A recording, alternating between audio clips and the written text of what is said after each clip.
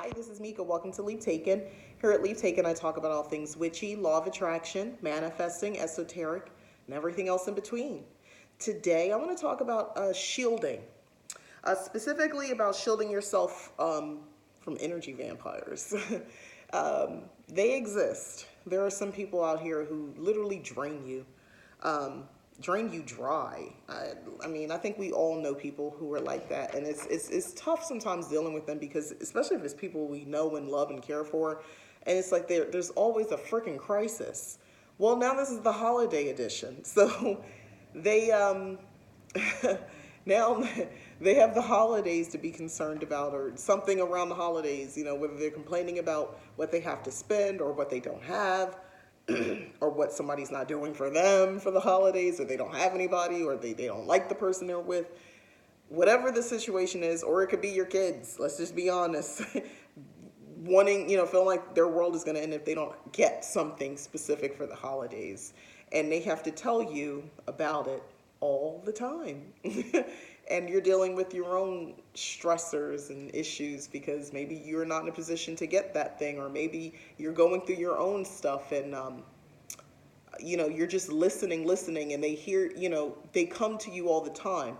I think it's worse if you're the type of person everybody comes to, and you're hearing, little complaints and, all this stuff, and you're just taking it in and taking it in and taking it in, and they're zapping you of your energy. They're you don't even feel complete, whole anymore, because you feel like you've given so much to help others. So just to jump right in, it's okay to say no.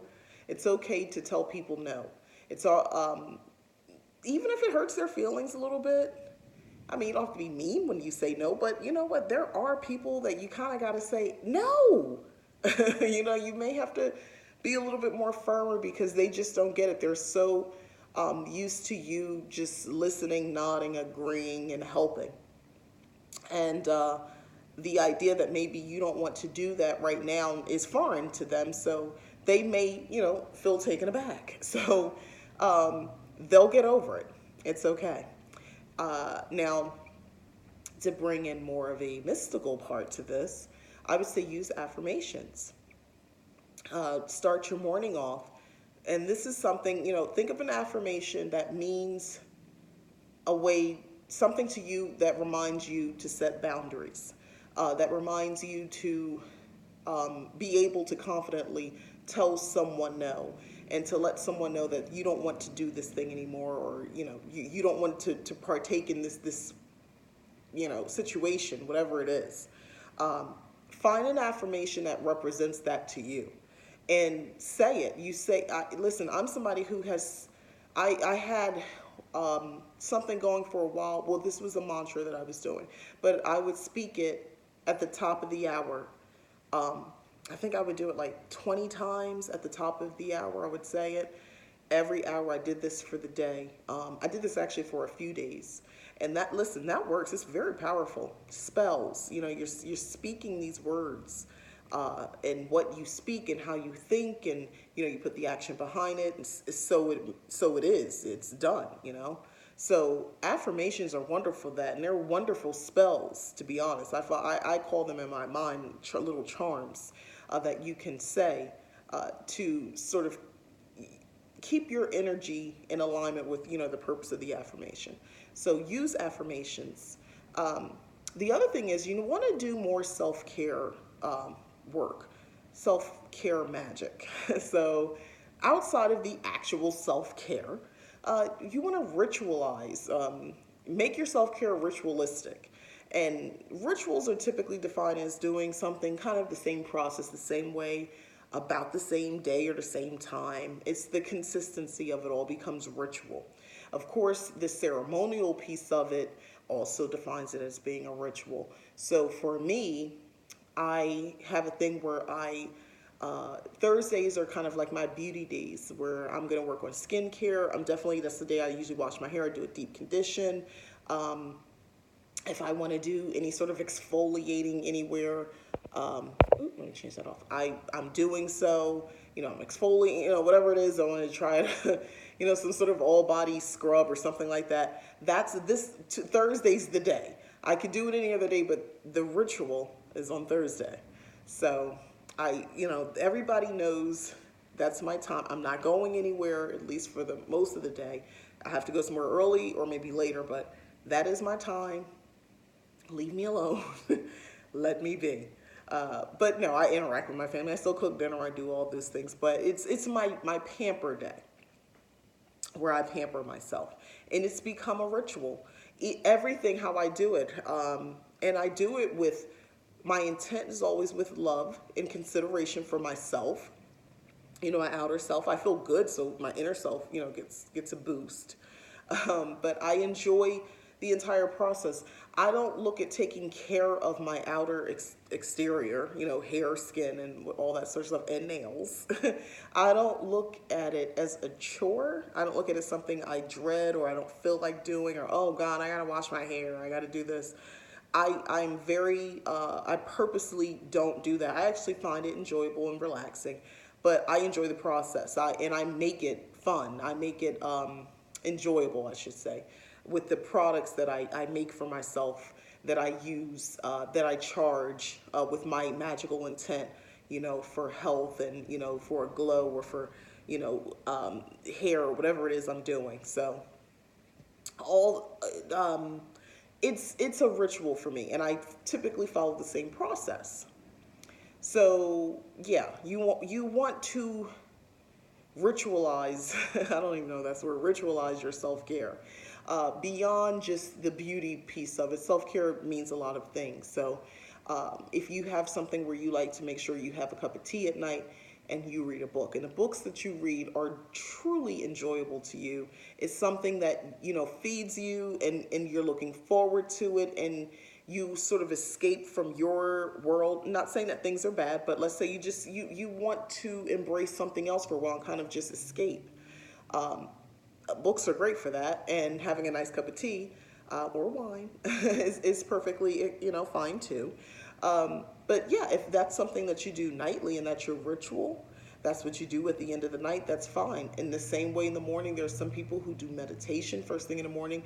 That's their ritual, their self-care ritual, and that's, it grounds them. People do yoga. That's something I want to look into, doing yoga first thing in the morning, because I understand there's some great effects for doing it specifically, or certain postures or poses in the morning. So that's something I'm looking to do. But yeah, beef up your self-care magic. Make it a ritual, not routine, a ritual. Add reverence to it. Make it ceremonial. It's something you look forward to. You don't have to go buy something extra or do something extra. It's all up here. It's how you view it. But that's helping to shield you, because you're replenishing yourself, and more importantly, ultimately, which I'm going to get to next, is to completely shield yourself. But this way, at least you're replenishing, and it's about you in this moment. And it's okay to be selfish, because you need to take care of self. Wear protected jewelry or or amulet, if you will. It doesn't have to be something, actual jewelry outside. But wear or have on your person something that you've spelled and charmed as protection. Jewelry fits the bill because it's easier to do it, because you're going to be wearing jewelry anyway. But I had talked about this before. You can use your glasses also. Maybe a hairpin, earrings, or a crystal. If you prefer just to have a crystal, that's perfectly fine too. Use the crystal for that, for the purpose of protection. When you're coming across this person, or they call you on the phone, or whatever the dynamic is, have your crystal in your hand. That's your shield. Now, let me tell you how that works. It's not that the crystal stops people, because they have their own will, and your crystal that you've spelled, its intent is not to bend their will. Its intent is to protect you. So they're going to still be spewing. The difference is you won't be receiving, as you have done before. You won't be receiving what they got, and they won't be taking your energy and sucking your energy with these conversations and the drama and whatever else they're coming to you with, or the problems or the requests.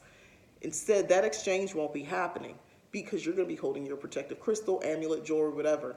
You're going to have that on your person. You're going to recognize that, and there's going to be a connection, And you're going to say, okay, either you're ending the conversation or you're checking out, or you're just in a position where it just doesn't affect you like it had before because your protective, jewelry or whatever is working.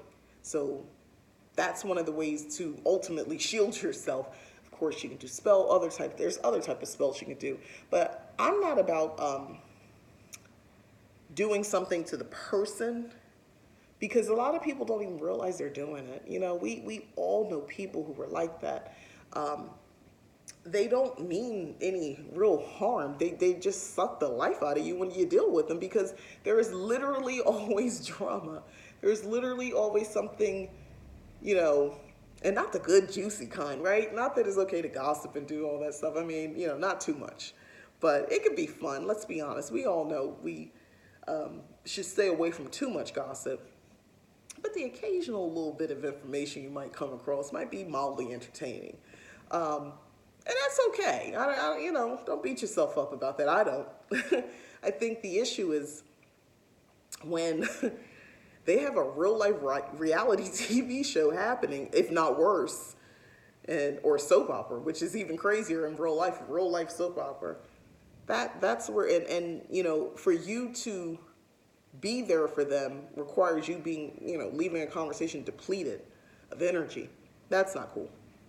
So, excuse me, shield yourself, use affirmations, say no, or hang up if you have to protect yourself. Excuse me. Excuse